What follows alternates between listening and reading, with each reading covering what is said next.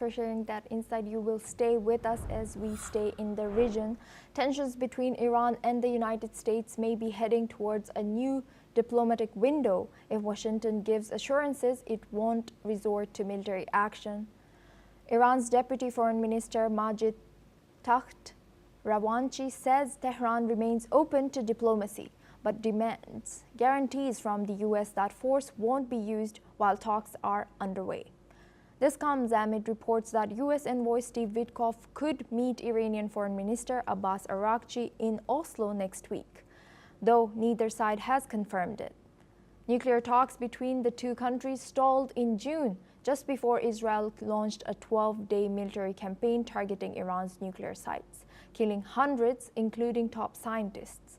The U.S. joined that offensive with strikes on 3 major Iranian nuclear facilities, escalating tensions further.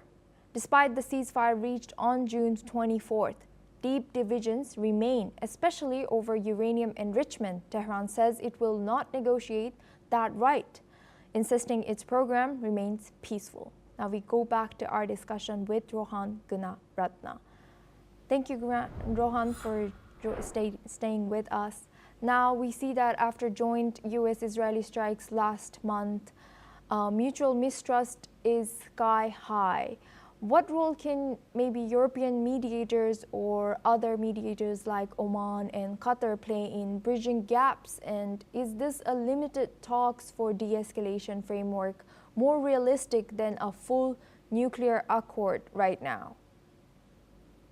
The Arab countries in the Gulf, they are determined that peace is restored, because the war between Israel and Iran created so much of instability.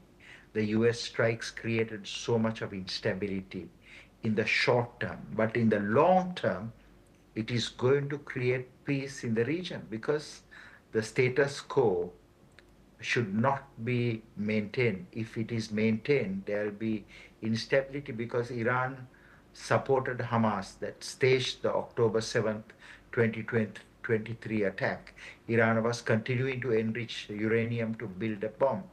So what is important is, at this point, now that Iran is willing to talk, the Europeans, the Arab countries, and the United States, and also Israel, should work together to create a coalition of partners and bring Iran out of this mindset of violence and extremism, constantly saying death to Israel, death to America, to move away from that and to create peace.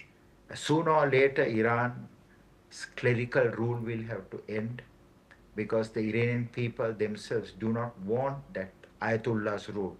They want a stable Iran, they want a secular Iran, and they want Iran recognized by the international community. So I believe that these talks are essential, they are vital, they are timely, and also we should all bless the peacemakers, because through war, we cannot restore harmony in the region. We cannot restore permanent peace in the region. What is important is to move to a new phase of dialogue and discussion and negotiations. Thank you very much, Rohan Gunaratna, for joining us and sharing